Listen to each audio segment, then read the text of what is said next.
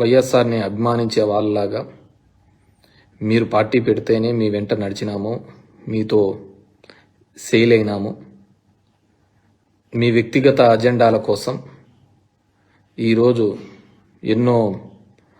ఎంతోమంది వైఎస్ఆర్ కాంగ్రెస్ పార్టీ సంబంధించిన వాళ్ళు ఊర్లో వదిలిపెట్టిపోయినారు, చనిపోవడం జరిగింది, దెబ్బలు తింటున్నారు, ప్రాణభీతితో బతుకున్నారు, వ్యాపారం చేసుకోలేక ఇబ్బంది పడుతున్నారు. ఈ విధంగా కేవలం మీరు చాలా లో లెవెల్లో ఆలోచించి ఇంత దూరం తీసుకొని రావడం జరిగింది. మీకు మొన్నటి వరకు కూడా అందరికీ ఉన్న ఇది ఏంటంటే జగన్మోహన్ రెడ్డి ఆస్తి ఇవ్వలే, ఆమెను గెంటి బయటకు వేసినాడు, ఆమెను ఇదేసినాడు, దూరం పెట్టినాడు. ఈ విధంగా తెలుగుదేశం మీడియా వాళ్ళు వీళ్ళందరూ కూడా చెప్పినారు. ఇంకా వివేకానంద రెడ్డిని చంపించినాడు, యాటికంటే అక్కడికి దరిద్రాలకు. సొంత వివేకానంద కూతురు కూడా ఆ విధంగా వీళ్ళందరూ దగ్గరుండి చూసిన వాళ్ళలాగా, దగ్గరుండి చేసిన వాళ్ళలాగా చెప్పి చేసినారు. సరే, పార్టీని నాశనం చేసినారు. వాళ్ళు ఆలోచించుకోవాల్సింది ఏంటంటే జగన్మోహన్ రెడ్డి వైఎస్ఆర్ పార్టీ ఉన్నంత వరకే శరీంలమ్మకు కానీ ఆ పీసీసీ పోస్ట్ ఇచ్చినారు. లేకుంటే ఆమెను ఎవరు చూస్తారు చెప్పు? జగన్మోహన్ రెడ్డి అనే వ్యక్తి లేకపోతే శరీంలమ్మ అనే ఆమెను ఎవరు చూస్తారు? ఇక్కడ పార్టీ పెట్టి ఈడేమన్నా తెలంగాణలో ఏమన్నా ఒక 15% ఓటింగ్ పర్సెంటేజ్ తెచ్చుకుంది అని చెప్పేసి కాదు కదా. కేవలం జగన్మోహన్ రెడ్డిని ఈమె ద్వారా నడిపించచ్చు, ఈమె ద్వారా ఇబ్బంది పెట్టచ్చు అని ఆమెను వాడుకుంటున్నారు. దానిలో పావుగా చేసుకొని మమ్మల్ని అందరినీ కూడా ఈ విధమైన ఇబ్బంది పెట్టే కార్యక్రమం చేయడం జరిగింది. So what ever maybe. So దీనిలోకి లోతుగా వస్తే నాకు తెలిసిన అంశంలో భాగంగా మీకు దృష్టికి తీసుకున్నాను. ఇది 2019లో మన గవర్నమెంట్ వచ్చిన 2 నెలలకు 3 నెలలకు జగన్మోహన్ రెడ్డి గారు షర్మిలమ్మను పిలిచి ఈ ఆస్తులు నాన్నగారివి, తాతగారి ఆస్తులు కాకుండా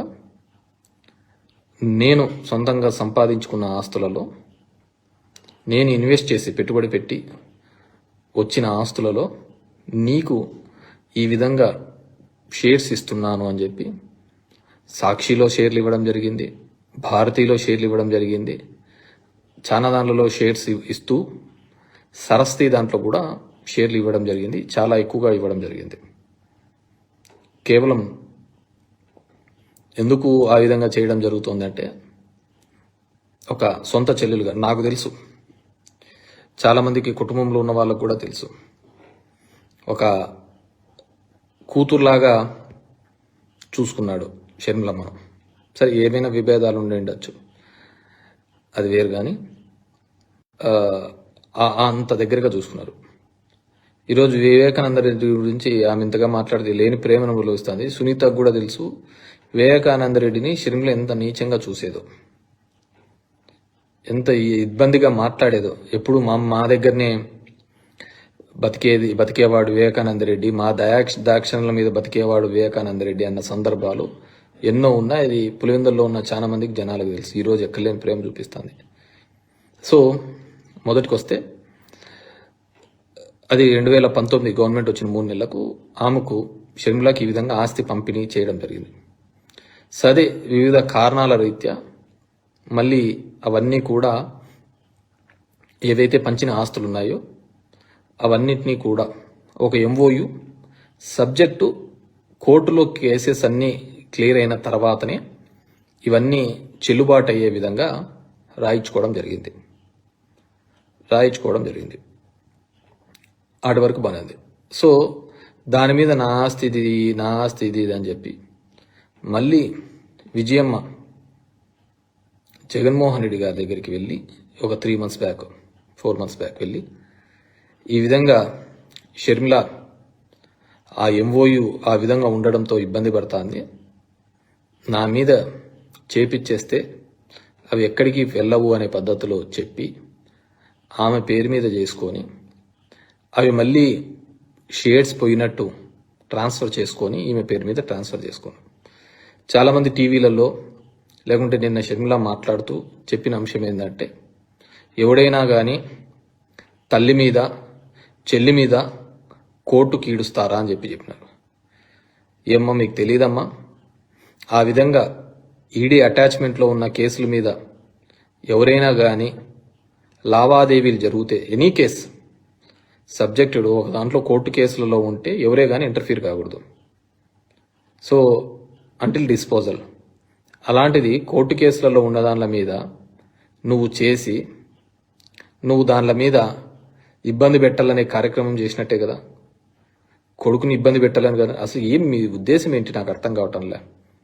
కొడుకుని ఇబ్బంది పెట్టినారు అంటే ఎవడు నాశనం అవుతున్నట్టు? మీ వంశమే కదా, వైఎస్ఆర్ కుటుంబంలోనే కదా. ఆ విధంగా ఎవరిని తృప్తి పొందినట్టు? అంతకుముందు చూస్తే ఎలక్షన్లకు ఒక రోజు ముందు వీడియో రిలీజ్ చేసి అందరినీ నాశనం చేసి పెట్టినారు.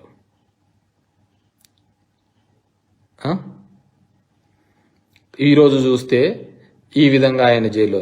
ఇప్పటికే మిగతా వాళ్ళందరూ కూడా సుప్రీంకోర్టుకు వెళ్ళి ఇతను ఏ విధంగా ఇబ్బంది పెట్టాలా, ఏ విధంగా జగన్ రెడ్డిని ఇబ్బంది పెట్టాలి అని చెప్పి వాళ్ళు ప్రయత్నం చేస్తూ ఉంటే మీరు చూస్తూ ఉంటే ఆ ఇబ్బంది పెట్టడానికి గల ఏదో ఒక కారణం దొరకాలి కాబట్టి ఈ విధమైన కారణాలతో ఇది చేస్తే జగన్మోహన్ రెడ్డి కనుక్కొని ఇమ్మీడియట్గా రెస్పాండ్ అయిపోయి ఇమ్మీడియట్గా ఎన్సీఎల్టీకి పోయినాడు కాబట్టి సరిపోయింది. కానీ అతను అదే మర్చిపోయింటే ఇది కోర్టులో ఉండేది ఈ విధంగా ట్రాన్సాక్షన్స్ చేసినాడు అని చెప్పి ఈడీకి చూపించి ఇతను బెయిల్ క్యాన్సిల్ చేసింది కదా. ఇది కదా. దీనివల్ల ఏం ఉపయోగము? మనం ఎన్నో చూసినాం. మన ఏదో పాపం జగన్మోహన్ రెడ్డి ఆ రజనీకాంత్ సినిమాలో పెదరాయిల్లో పంచినట్టు చెల్లమ్మ ఇవి తీసుకో అంటే ఈమె మన బాలకృష్ణ సినిమాలో ఉన్నట్టు ఆమె పొడిచినట్టు పొడిచి పడేస్తుంది. ఎక్కడికైనా ఒక రీజన్ అంటూ ఉండాలి కదా. ఇప్పుడు మిగతా వాళ్ళు మాట్లాడుతున్నారు, వాళ్ళు ఎంత మాత్రం ఇచ్చినారు, ఏ మాత్రం ఇచ్చినారు అని వాళ్ళు చూసుకోవాలా, వాళ్ళు మాట్లాడేదానికి లేదు. కానీ చాలా గుడ్. దీనిలో చాలా మంది కూడా సోషల్ మీడియాలో కూడా చాలా బాగా రెస్పాండ్ చేసినారు, బాగా వివరించినారు.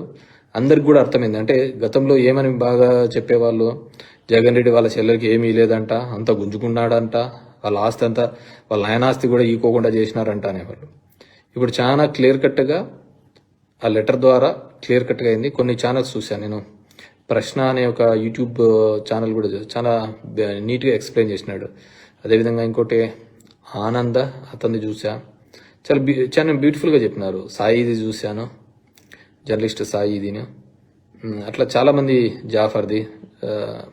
అసలు బేసిక్గా ఎన్నాళ్ళు ఈ అబద్ధాల మీద బతకాలా, అబద్ధాల మీద ఇది చేయాలా, మ్యానిపులేట్ చేయాలా, ఇది చేయాలా, మేనేజ్మెంట్ చేయాలా, మీడియా మేనేజ్మెంట్. జగన్మోహన్ రెడ్డి మొదటి నుంచి చెప్పేవాడు చంద్రబాబు కాదు ఈ మీడియా ఛానల్ శత్రువు అని చెప్పేసి. సార్ వాట్ ఎవర్ మేబీ శత్రువు ఎవరైనా కావచ్చు, ఏదైనా కావచ్చు. కానీ మనం చూడాల్సిన అంశము చాలా ఛానల్స్లో కూడా ఇప్పటికైనా అర్థమైంది. నాకు జగన్మోహన్ రెడ్డితో ఉన్న సంబంధాల మేరకు, లేకుంటే వైఎస్ఆర్ పార్టీతో ఉన్న, వైఎస్ఆర్ కుటుంబంతో ఉన్న సంబంధాల మేరకు ఎక్కడైనా కానీ ఆ పిల్లలకి మేలు చేయాలనే ప్రయత్నమే చేసినారు తప్ప. ఎందుకంటే రాజశేఖర రెడ్డికి ఎంతమంది తమ్ముళ్ళు ఉన్నారు, ఇది ఉన్నా కానీ వివేకానంద రెడ్డి తప్ప ఎవరు బయటికి రాలే. కానీ మిగతా వాళ్ళందరికీ కూడా what best can be done అనేది చేయడం జరిగింది. ఈయన కూడా ఉన్నంత కాలంలో వరకు కూడా ఫ్యామిలీలో ఎప్పుడు డివిజన్ రావాలని చెప్పేసి కోరుకున్న వ్యక్తి కాదు. కానీ తప్పనిసరి పరిస్థితులలో కొందరి కబంధ హస్తాల్లో పడిపోయి ప్రత్యర్థులు దానిలోకి ఇప్పటికైనా కానీ మేల్కొనకపోతే షర్మిలా గారికి మిమ్మల్ని గుర్తిస్తున్నారు అంటే రాజశేఖర రెడ్డి కూతురుగా, జగన్మోహన్ రెడ్డి చెల్లెలు కానీ ఇంకా మీరు ఇండిపెండెంట్గా తెచ్చుకోవడానికి మీరు తెలంగాణలో చేసిన మనం చేసిన ఫీడ్స్ ఇవన్నిటినీ కూడా ఇక్కడ ఒక నవ్వులు పాలై వచ్చినాం. హియర్ మనం ఒక కమెడియన్గానే అయిపోయినాం తెలంగాణలో. తర్వాత ఆంధ్రాలోకి వచ్చి ఒక విలన్గా తయారైనాం. సో మీరు ఇంకా ఆ హీరో రోల్ రావాలన్నా ఇది రావాలంటే కుటుంబంతో కాదు ఫైట్ చేయాల్సింది. సమస్యల మీద ఫైట్ చేయండి, సమస్యల మీద ఫైట్ చేయండి. ఎక్కడ